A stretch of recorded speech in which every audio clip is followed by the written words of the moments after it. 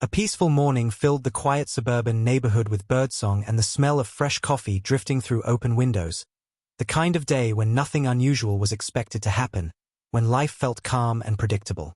Ethan, a retired Navy SEAL, had grown to love these moments since leaving the service.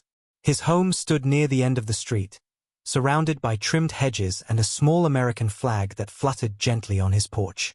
He was a man of routine. Wake early, run 2 miles, make coffee, read the paper, and sit on the porch while watching the neighborhood come alive. But that morning, something felt slightly off, something small yet sharp like a splinter beneath the skin. It began when he heard a faint sound near the front door, like a paper sliding against wood. When he opened the door, no one was there, only a plain white envelope lying on the welcome mat. He bent down and picked it up. It was heavy, the kind of envelope used for legal papers. The front bore the HOA logo in blue ink, with words printed in bold red, "Final warning, immediate action required." Ethan frowned. He paid his dues on time, always had. He stepped back inside and sat at his kitchen table. The morning light fell across the polished surface as he opened the envelope with care. Inside was a printed letter filled with legal words, fines, and threats. It claimed his property was in violation of several neighborhood rules and that his unpaid balance exceeded $22,000. If not paid within 48 hours, his house would be seized for auction. The signature at the bottom looked official, Director of Enforcement, HOA Division, but Ethan had never heard of such a title before. He read the document twice, slowly, scanning every detail. His military-trained mind didn't just see words. It saw patterns, inconsistencies, small clues. The letterhead logo was slightly blurred, the font was wrong, and the date of issuance was from a weekend, a time when the HOA office never operated. His instincts whispered that something wasn't right. He picked up his phone, intending to call the HOA office, but paused. Across the street, he noticed movement. Neighbors standing near mailboxes, whispering, looking toward his house. Their faces carried a mix of curiosity and concern. It was spreading already. Rumors. He could almost hear them now. Did you hear? The HOA is seizing Ethan's property. He sighed, folded the letter, and tucked it back into the envelope. His peace for the day was gone. By mid-morning, a black SUV slowly rolled down the street, shiny and spotless, with 2 men inside wearing sunglasses and matching navy blue polo shirts embroidered with the HOA insignia. Ethan watched them from behind his curtains as they parked in front of his driveway. They moved like men who wanted to look official but didn't quite belong. One carried a clipboard, the other a small camera bag. They walked confidently toward his door, their shoes clicking on the pavement in perfect rhythm. When Ethan opened the door, they flashed identification cards too quickly for him to read. Mr. Parker, the taller one said, "We're here from the HOA Enforcement Division. We're conducting a surprise inspection due to multiple violations found on your property." Ethan studied their faces without showing emotion. "I wasn't aware of any violations," he said evenly. "Mind telling me which ones?" The shorter man stepped forward. "Exterior maintenance, unauthorized structure, improper fencing. There's also a complaint about non-approved landscaping. Standard review. It's all in the letter we sent." "Ah, the letter," Ethan replied, his tone calm but firm. "Yes, I received it. You mind if I see your IDs again?" The men hesitated for a brief moment, a fraction of a second too long. Then the taller one lifted his badge again, holding it at chest level. Ethan leaned forward slightly. The lamination was cheap, the seal wasn't embossed, and the expiration date was missing. It looked convincing enough for most homeowners, but not for him. "Looks good," Ethan said with a faint smile, stepping aside. "Come on in." They exchanged quick glances and entered. Inside, Ethan's home was neat, minimalist, and quietly intimidating. Photos of his service days lined the hallway, teams in uniform, helicopters, deserts, and night missions. One of the men slowed down as he passed them. Ethan noticed his slight unease and said, "That was a long time ago." "Military?" the man asked, pretending to sound casual. "Something like that," Ethan replied. They moved through the living room, pretending to inspect things while jotting notes. The taller one pointed toward the backyard door.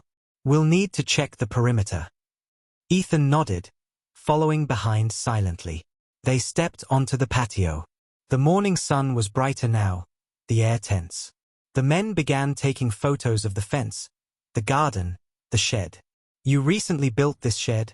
one asked. 5 years ago, Ethan said. "Approved by the HOA president himself." "Well, things change," the man muttered, still pretending to note something. Ethan tilted his head slightly. "I'm sure they do." The second man crouched near the fence, pretending to measure it but actually scanning with a small device shaped like a phone. Ethan noticed the reflection of a hidden lens on its side. A covert scanner. He pretended to look elsewhere. "So," Ethan said casually, "where's your base office? I'd like to visit later, just to clear up this mess." The taller man hesitated. "We handle field inspections only. Our admin team is remote." "Remote HOA office?" Ethan asked, still smiling. "That's new." The man didn't respond. They finished their inspection, left a small orange tag on the gate that read property under review, and walked back to the SUV. Ethan watched from the porch as they drove away, taking photos of houses along the street as they left. The moment they turned the corner, he closed the door and locked it quietly. Then he sat at his desk and opened his laptop. Years of military intelligence training had taught him how to verify information quickly. He typed the HOA's official website into the browser. No notices. No warnings. No record of his address under review. Then he called the listed HOA office. After 3 rings, a familiar voice answered, Mrs. Callahan, the long-serving HOA secretary. "Good morning, Ethan. What can I do for you?" "Hey, Linda," Ethan said calmly. "Did the HOA send inspectors today?" 2 men in an SUV. "Inspectors?" she repeated, confused. "No, not that I know of. We don't do surprise visits. And there's no enforcement division." "Who were they?" "That's what I'm trying to find out," Ethan replied softly. He thanked her and hung up. Then he took the fake notice and scanned it against the real HOA letterhead he had from a few months ago. The fonts didn't match. The colors were off. Even the logo had one missing star. It was a forgery. He leaned back in his chair, the calm mask on his face returning. Someone was trying to scam him. But it wasn't just a random con. The setup was too specific, too coordinated, and the timing, 48 hours, suggested urgency. He knew this wasn't a coincidence. He opened the envelope again, tracing the faint watermark on the back. It was from a local printing shop, one he recognized. It sat near the highway, a place he used to pass during morning runs. If the scammers printed it there, maybe the clerk remembered. Ethan grabbed his jacket and stepped outside. The neighborhood was quiet again. A few people waved hesitantly, their smiles uneasy. He returned the gesture politely, masking his intent. Every step he took toward his truck was measured, controlled. He wasn't angry, he was calculating. At the print shop, the clerk confirmed that someone had printed several legal documents 2 days ago, paying in cash. Ethan asked to see the order log. The name used was fake, but the email trail led to a local domain tied to a recently registered company, HOA Field Services. It didn't exist in any state registry. As he walked back to his vehicle, he noticed a black sedan parked across the street with tinted windows. It had followed him earlier that morning. He smiled faintly. "So it's a game now," he murmured. Instead of driving straight home, he took a detour, testing whether the sedan would follow. It did. He made 3 turns, slowing at random intersections, and finally pulled into a crowded gas station. The sedan passed by, but not before he caught the first 3 digits of its plate number. He noted them in his phone. Back home, he set the fake letter on the counter and stared at it under the light. He'd faced pirates, insurgents, and warlords. Now he was facing a different kind of enemy. Slick, organized criminals hiding behind suburban rules. The thought almost made him laugh. He poured himself another coffee and sat on the porch again, exactly as he had that morning. The sun was lower now, golden light stretching across the lawns. The fake orange tag fluttered on his fence in the breeze. Neighbors peeked from their windows, watching, wondering. Ethan leaned back in his chair, calm and patient. He'd learned long ago that the best way to deal with threats was to let the enemy come to you. He knew they'd be back. And next time, he'd be ready. The next morning began with a strange stillness, the kind that told Ethan something was already moving behind the scenes, something he couldn't yet see but could feel. The fake notice still sat on his kitchen table beside his untouched breakfast. He stared at it while sipping black coffee, the red final warning glaring back at him like an insult. He had spent years learning to read the signs of danger before it appeared, and this felt like the quiet before a storm. By mid-morning, he noticed small things changing. His mailbox was left open, tire marks appeared near his driveway, and someone had placed a new sticker on his gate, inspection pending. He hadn't seen anyone put it there, but it was fresh, still sticky. It was clear the men from yesterday weren't done. Ethan turned on his laptop again and began tracing the printing trail from last night. The fake company, HOA Field Services, had no tax ID, no contact number, and no physical address. The website was built 2 weeks ago with one page that simply said, Community Enforcement Professionals. Every link led to an error. He smiled quietly, shaking his head. Whoever made it was smart enough to fake legitimacy but sloppy enough to leave digital fingerprints. He used a VPN and a few old tracking tools from his service days to trace the domain's origin. The server IP pointed to a small IT firm in another city, registered under a shell company. It was a professional scam. But why target him specifically? Ethan decided to pay a visit to the HOA office in person. When he arrived, the real HOA president, a man named Mr. Carden, greeted him with confusion. "We never sent any inspectors," Carden said firmly, flipping through his files. "We don't have an enforcement division. And these documents," he glanced at the fake notice Ethan brought, "are not ours." "Thought so," Ethan replied, his tone even. "But whoever made them knew enough about your system to look real." Carden frowned. "You think someone's impersonating us?" Ethan gave a slight nod. "More than that. They're stealing your identity to steal homes." The president's face went pale. "We've had 2 complaints this week. Residents saying they got surprise inspection calls. I thought it was a mistake." "It's not," Ethan said. "It's a pattern." He left the office and walked to his truck, feeling eyes on him again. Across the parking lot, the same black sedan idled, windows dark. He didn't react. He climbed in, started his truck, and drove calmly toward home. But instead of heading straight there, he circled the block twice. The sedan followed, always 2 cars back. Ethan parked at a grocery store, went inside for 5 minutes, and exited through the side door. From a distance, he watched the sedan stay fixed on his parking spot. They were watching him, waiting for him to lead them somewhere. That confirmed it. They weren't just scammers. They were organized, possibly part of a larger property fraud ring. Back home, he began preparing, not with weapons or violence, but with precision. Years of Navy SEAL training had taught him that the most dangerous man in any fight is the one who plans before striking. He inspected every lock, reinforced the back door, and installed 2 small motion cameras disguised as porch lights. Then he began collecting evidence. He printed the fake notice, recorded the caller ID of the supposed HOA hotline, and photographed the SUV from yesterday, which he found in his driveway camera footage. He analyzed the license plate, noticing it was registered to a defunct landscaping business.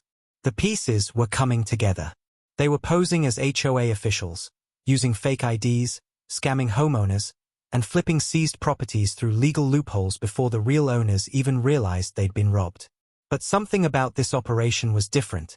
It was clean, efficient, and methodical. It wasn't just greed. It was targeted.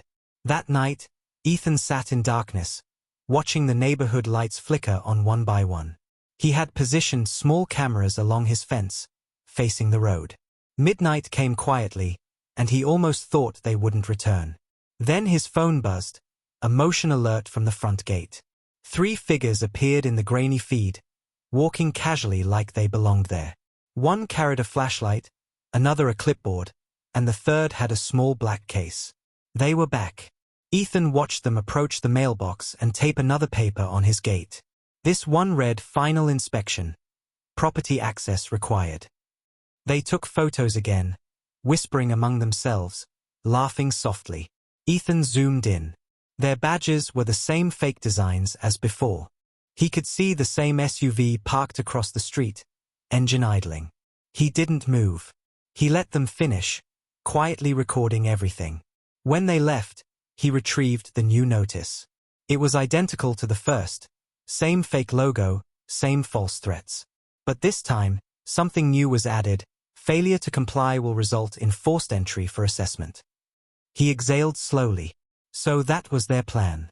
Tomorrow, they'd return, expecting an empty house, expecting to seize the property while he was gone. He looked around his quiet home, the framed medals glinting faintly in the lamplight, and felt an old calm settle over him, the same calm he used to feel before missions. The world might think he was just another retired soldier, but those men outside had no idea who they were dealing with.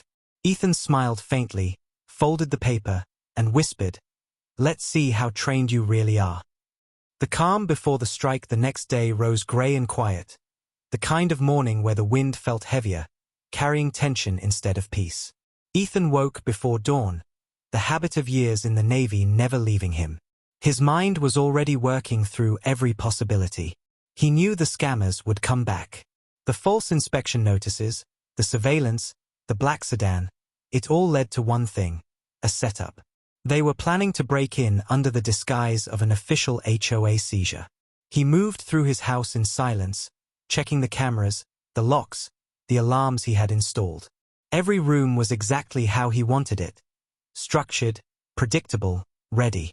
He made coffee, strong and bitter, and stared out the window at the empty street. It looked peaceful, but he knew better. He could sense when a threat was near, like the air thickening before a storm. He went out to the garage and opened a small locker hidden behind an old shelf.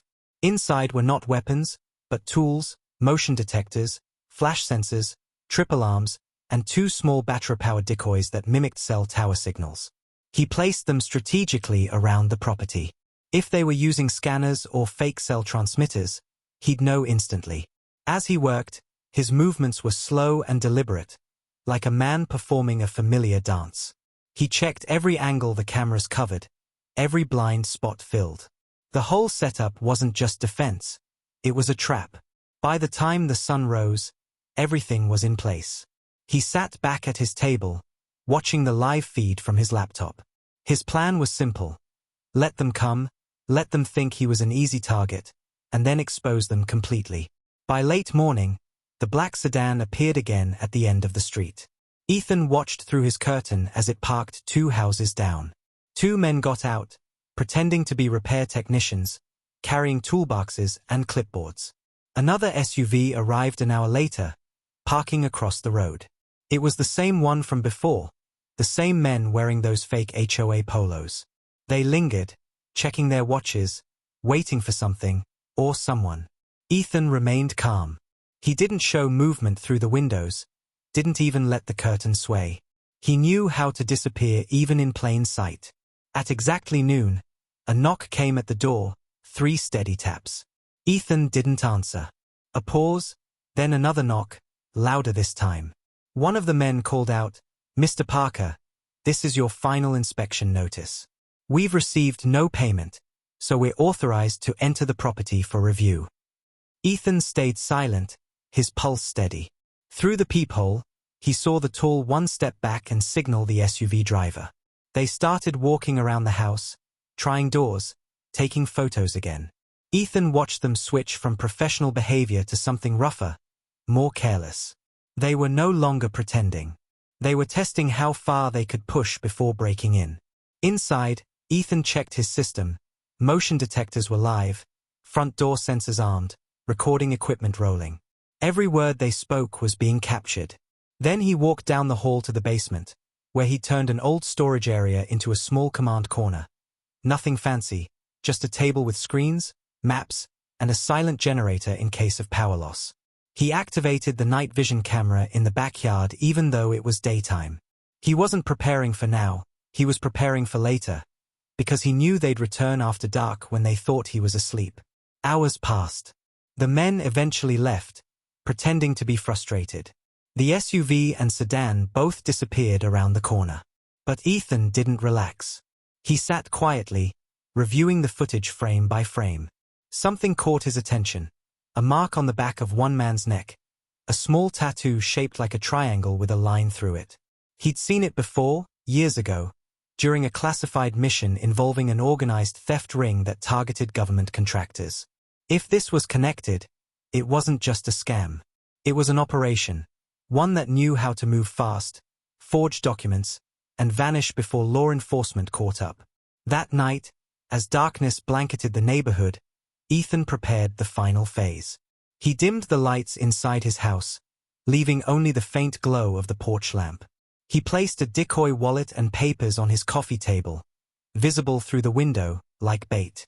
He adjusted the exterior cameras to infrared mode and set his phone to silent. Then he waited. Time moved slowly. Midnight passed, then 1 o'clock. The street was empty, only the occasional car in the distance. Ethan sat in his chair near the hallway, motionless.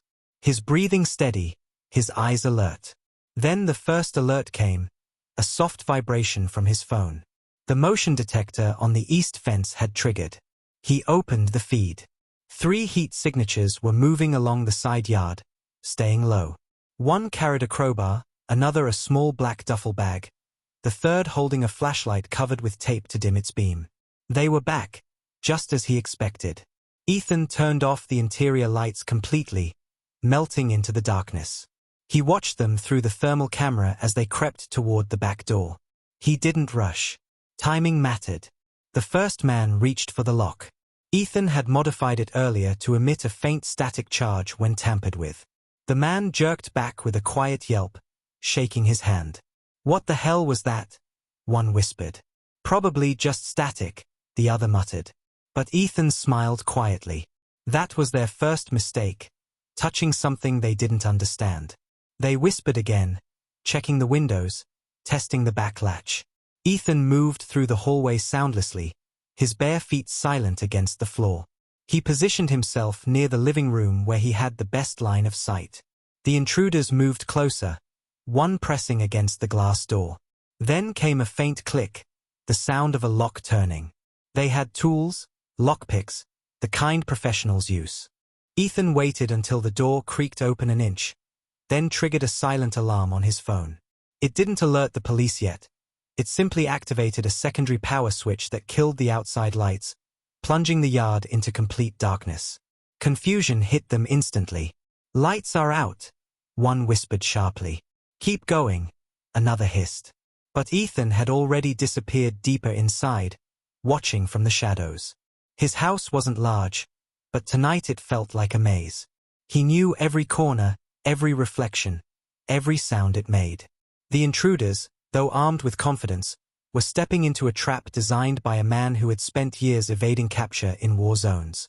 As they crept deeper, Ethan silently moved behind them, studying their movements. He recognized their rhythm, military. These weren't random thieves. They had formation, hand signals, tactical spacing. It made sense now. The fake HOA front was just a disguise for an organized group targeting high-value properties, possibly for laundering money through fraudulent real estate seizures.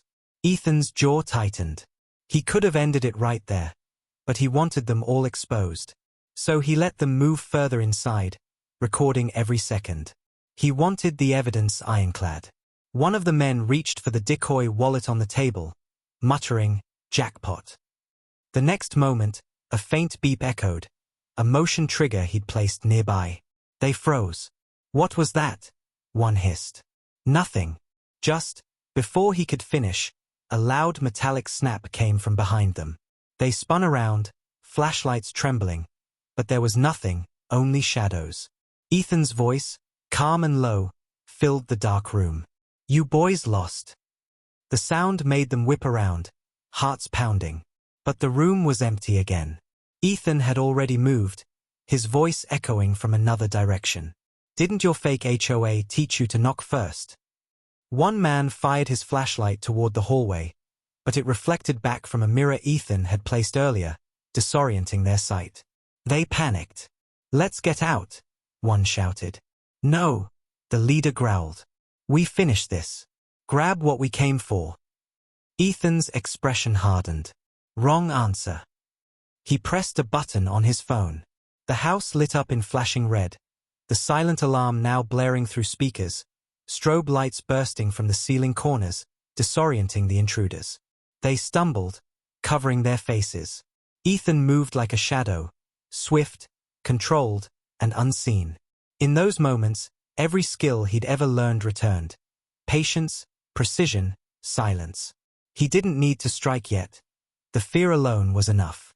He watched them scatter toward the exits, only to find every door locked from inside. They were trapped in the lion's den, and the lion was awake.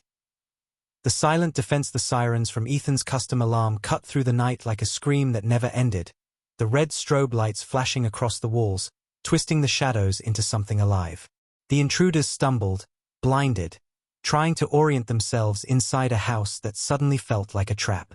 Ethan stood in the dark hallway, motionless, letting chaos do the work. His eyes, calm and sharp, moved like radar. Every movement, every breath, every footstep of the men was mapped in his mind. The leader cursed loudly, barking orders to the others, "Cut the power! Find the breaker!" But Ethan had already rewired it hours ago. The switch in the basement now controlled a dummy circuit. No matter what they cut, the alarms would stay. One of the men smashed a lamp in frustration, sending glass across the floor.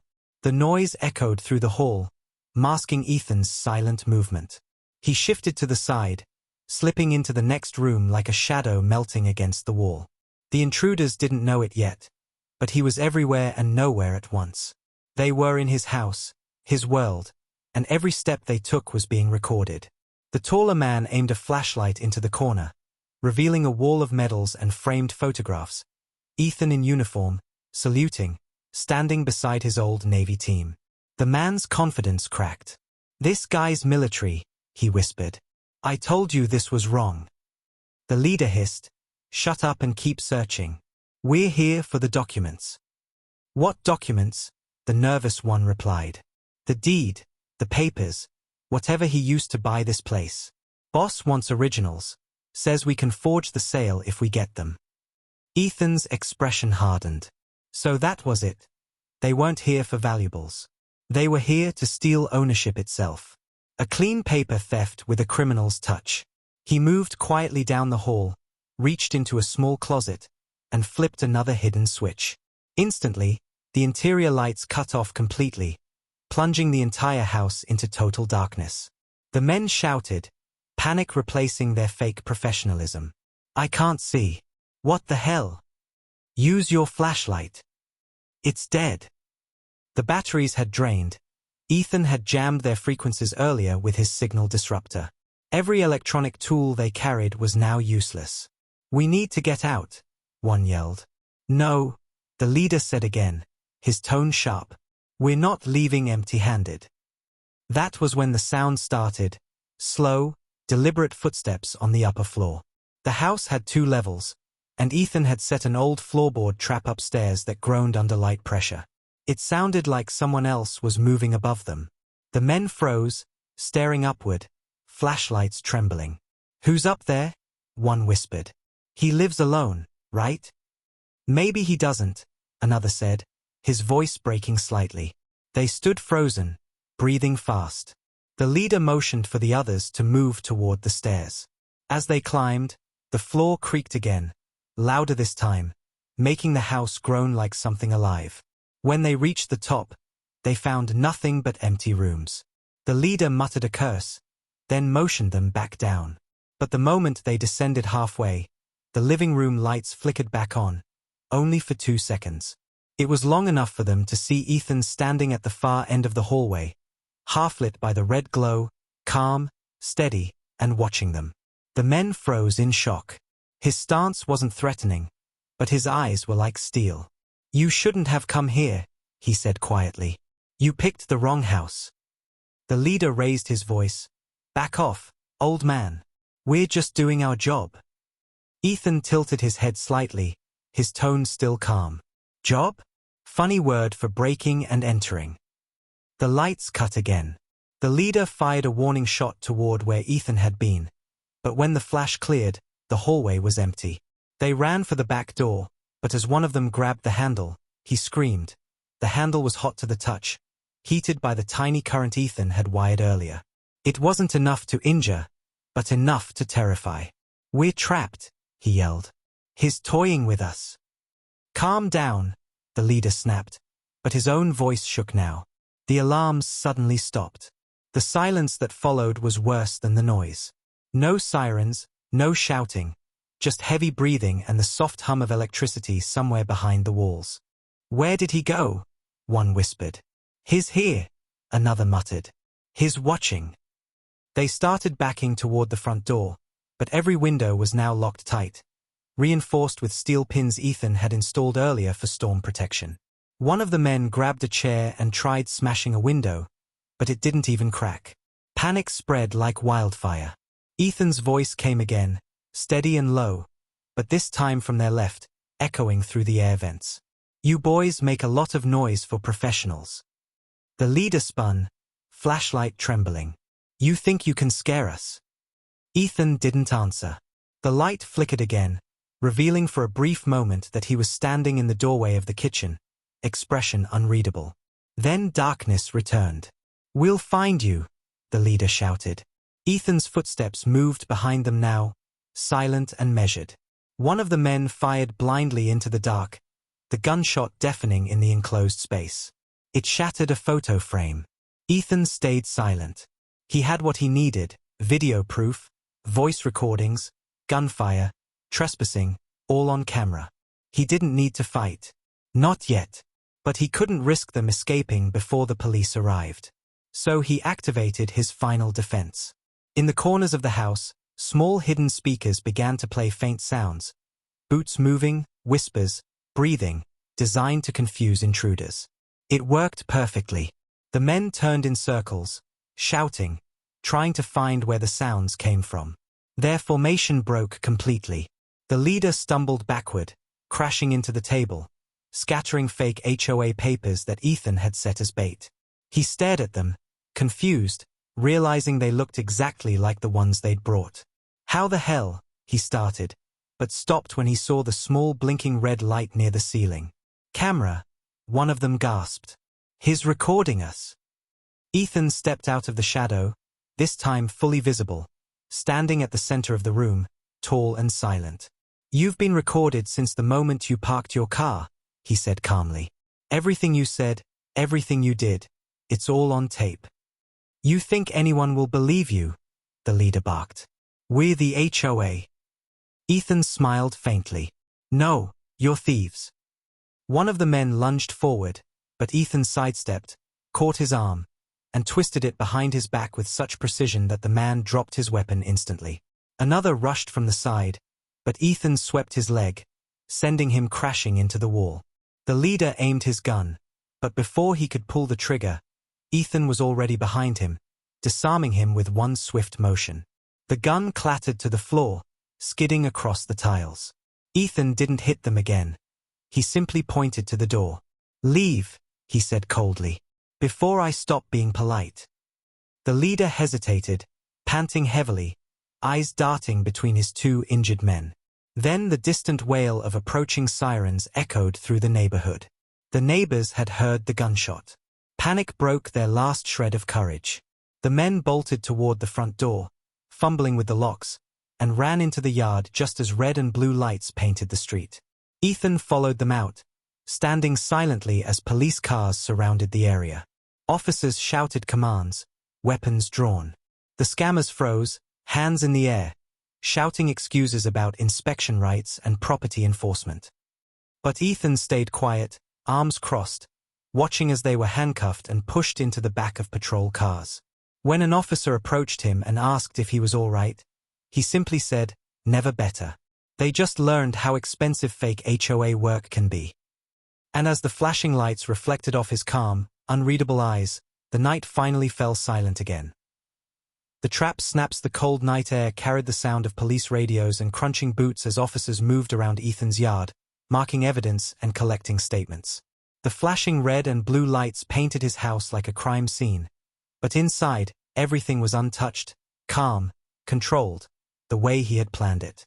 Ethan stood near the porch, arms crossed, his face unreadable as he watched the scammers being handcuffed one by one.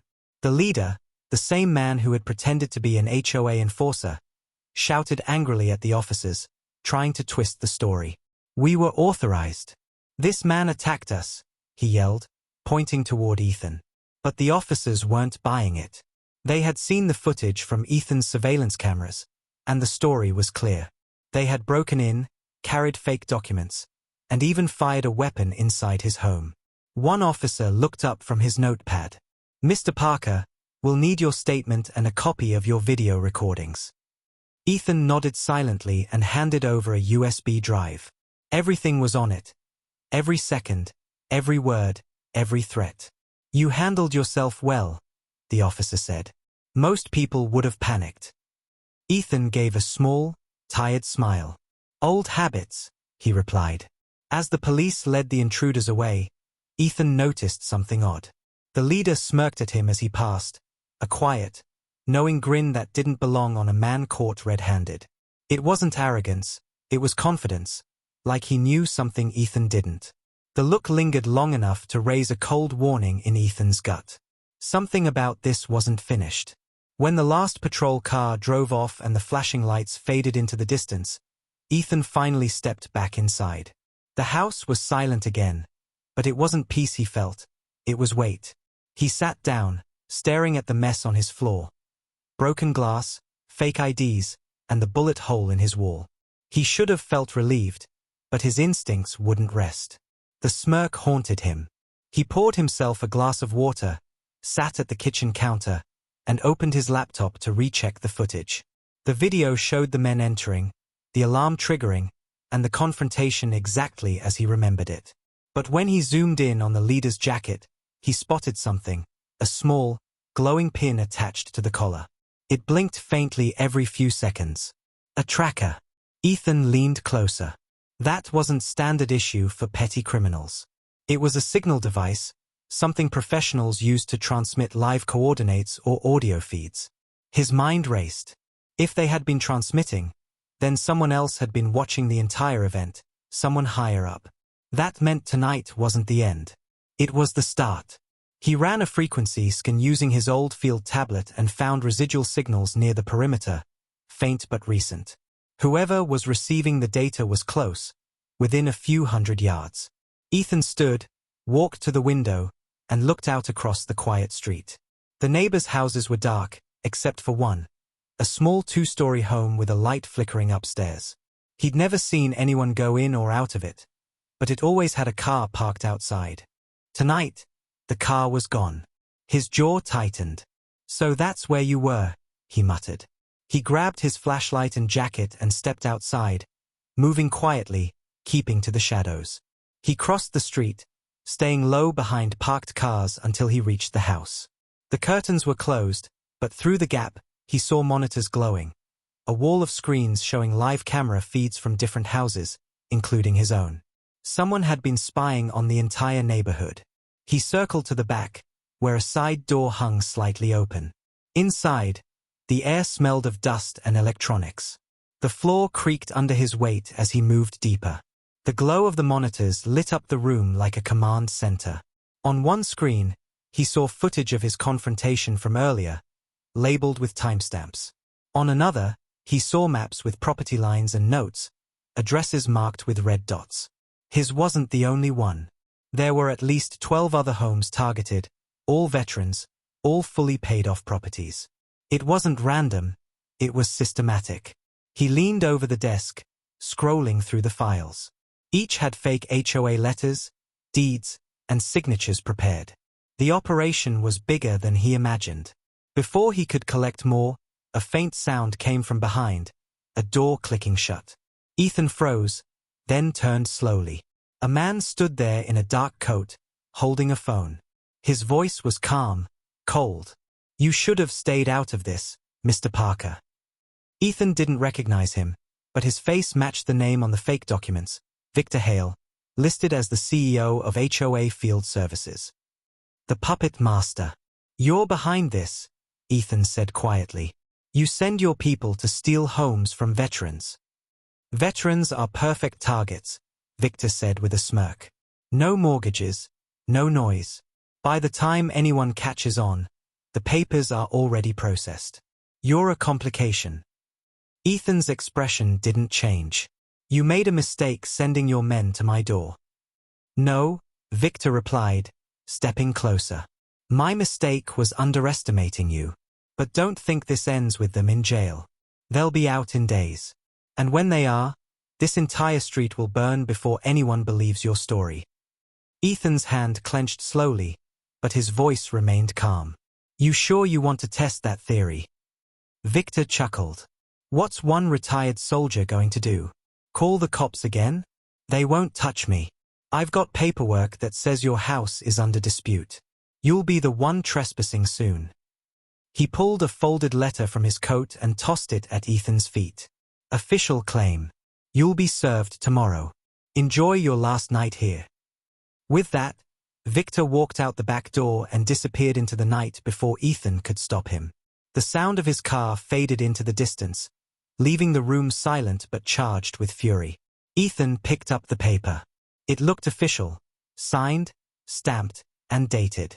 A fake foreclosure order under his name. They were moving faster than he expected. He took a deep breath and steadied himself. He wasn't just dealing with scammers anymore.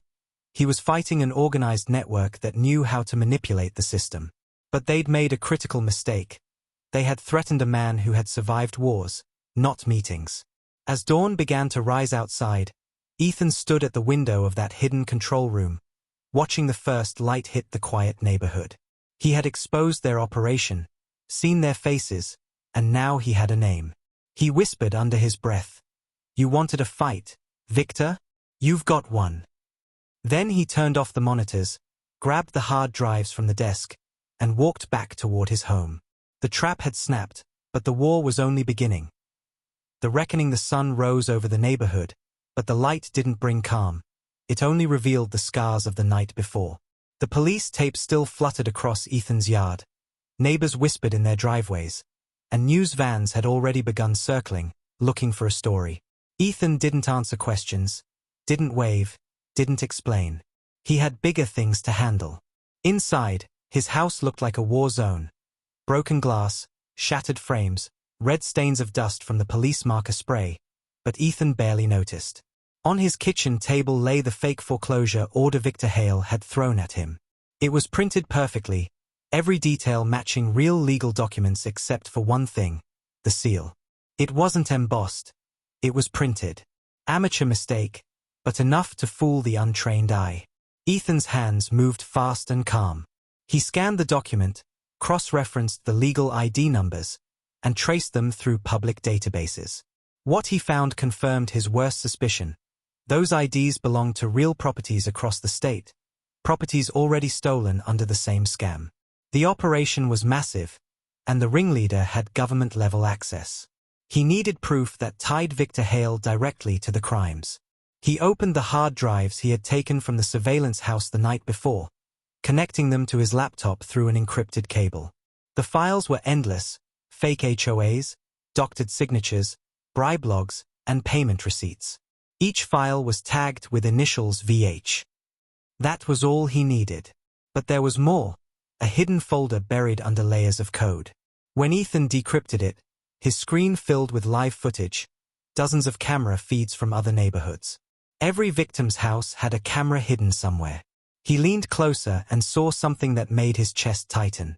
One of the feeds showed a family, a retired Marine and his wife, surrounded by men in the same fake HOA uniforms, being forced to sign over their property at gunpoint. The timestamp was from last night. They weren't just stealing homes, they were extorting veterans. Ethan clenched his fists, his calm cracking for the first time. He copied everything, encrypted it, and uploaded it to a secure cloud network he had built years ago for emergencies. Then he made a call, not to the police, but to an old contact, an NCIS investigator he had served with overseas. Ethan Parker, the voice said on the other end, cautious. Haven't heard that name in a while. You're about to, Ethan said flatly. I've got a situation, organized crime, property theft, forged federal seals, and a man named Victor Hale running it all. I have evidence.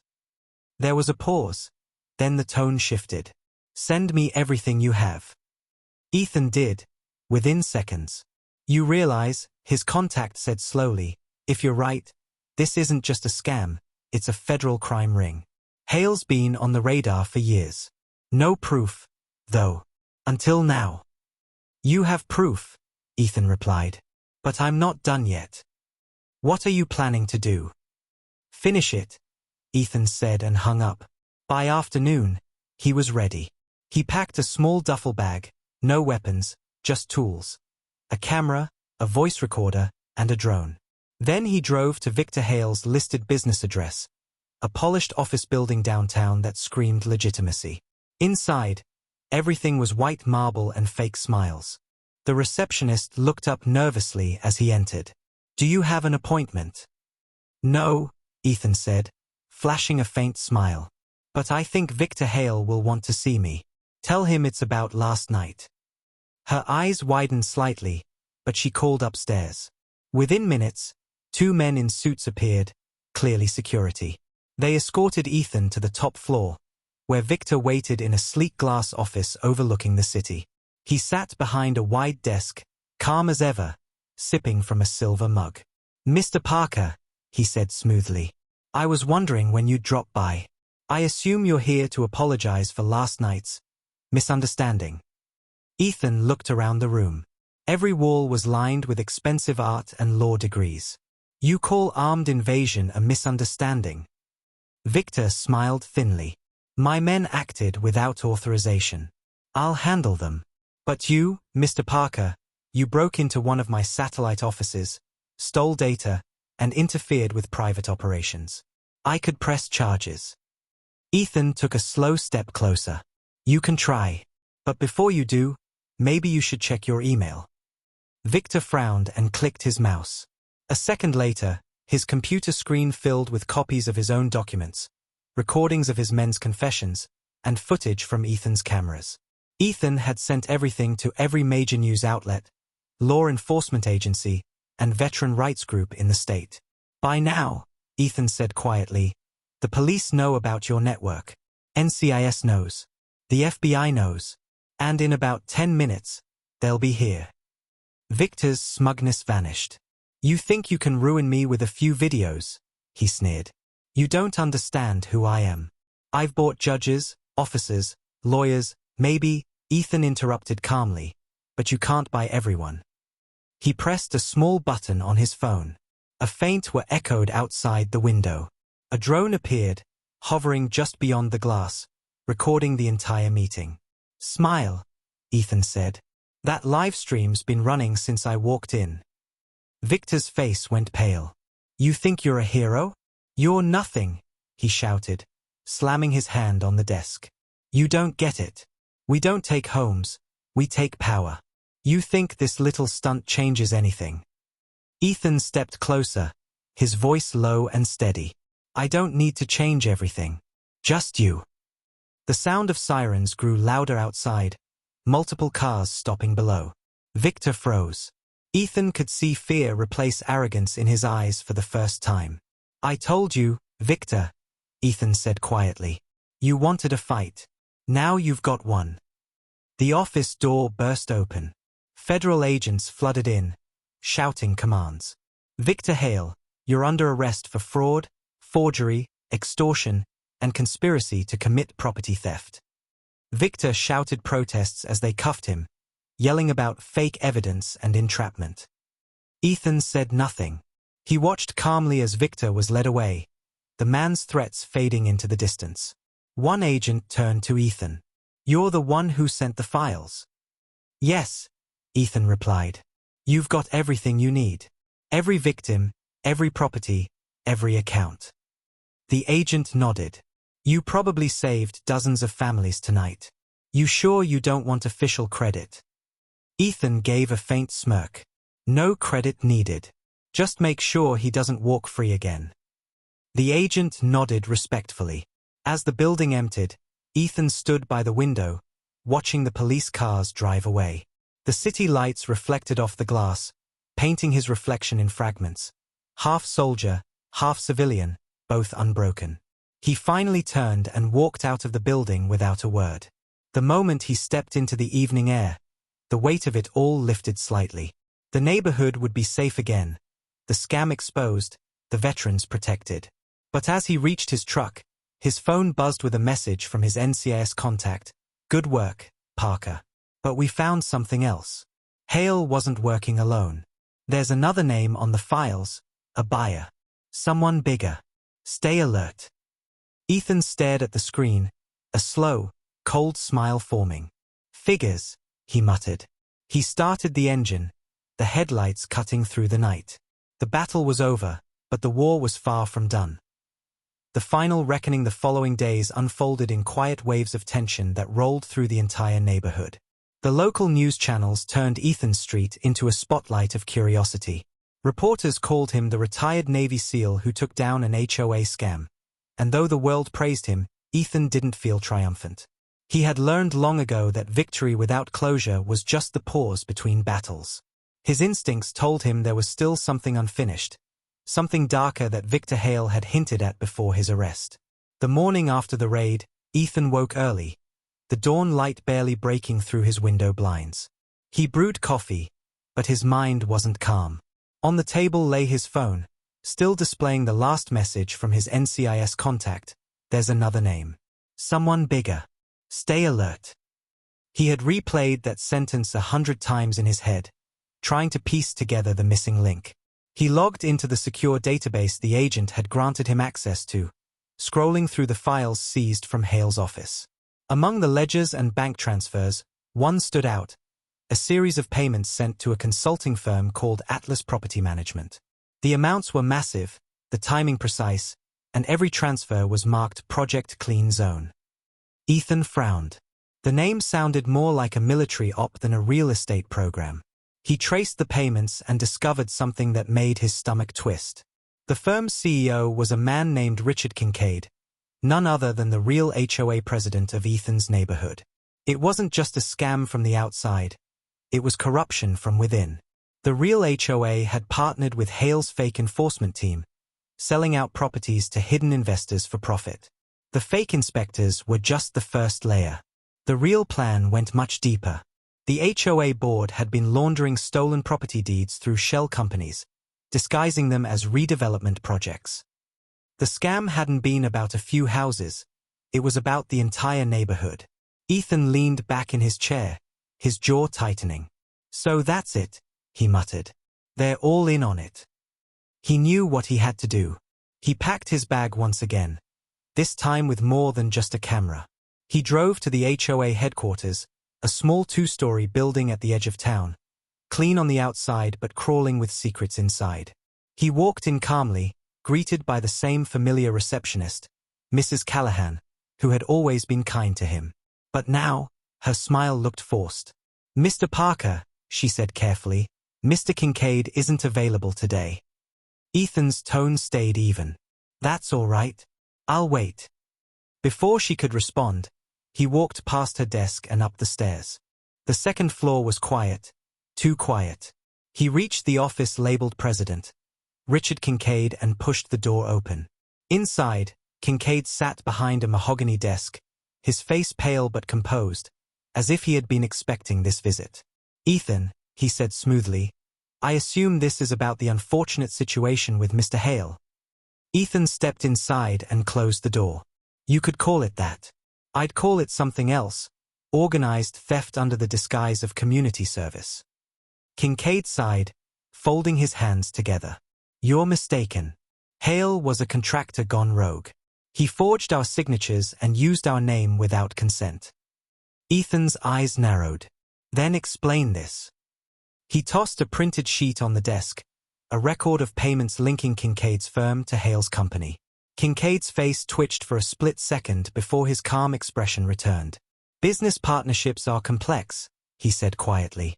Sometimes the lines blur. Those lines blur into prison bars, Ethan replied, stepping closer. You didn't just know about the scam. You financed it. Veterans, widows, retirees. You targeted people who couldn't fight back. Kincaid's tone shifted from defensive to cold. You think anyone will believe you? You're a retired soldier with a temper and a camera. I'm a respected official. I could have you arrested for harassment before the day ends. Ethan didn't move. His voice dropped, quiet but sharp. You can't arrest what's already exposed. He pulled out his phone and tapped the screen. Instantly, a live feed projected from the small drone hovering outside the window. It was streaming directly to the news outlets he'd contacted earlier. You're live, Kincaid. Every word you say right now is being recorded. For the first time, fear flickered across the man's face. He stood abruptly. You're making a mistake, Parker. No, Ethan said. You made it when you thought people like me wouldn't notice. Kincaid lunged toward him, trying to grab the phone, but Ethan sidestepped effortlessly, sending the man stumbling into his own desk. In the scuffle, a drawer flew open, spilling envelopes stuffed with cash and flash drives. Ethan glanced down at them. You kept evidence in your own office, he said with a faint smirk. Arrogant. Kincaid panted, glaring. You'll regret this. I have powerful friends. Then you'll have company in prison, Ethan said, dialing his NCIS contact. I have confirmation. Here's the link. You'll want to move fast. Within 20 minutes, sirens wailed outside the building. Federal agents poured in once again, storming through the doors. Kincaid tried to bolt, but two officers tackled him before he reached the stairwell. The agents thanked Ethan as they cuffed the man, one of them saying, You just took down the head of the network. Without this, Hale would have cut a deal and walked. Ethan nodded, his voice quiet. People like that always think they're untouchable, until they meet someone who isn't afraid to get their hands dirty. The agent smiled slightly. You should have been one of us. Once was enough, Ethan said. When the agents left, he stepped outside into the afternoon sunlight. The neighborhood that had once been silent with fear was now buzzing with relief.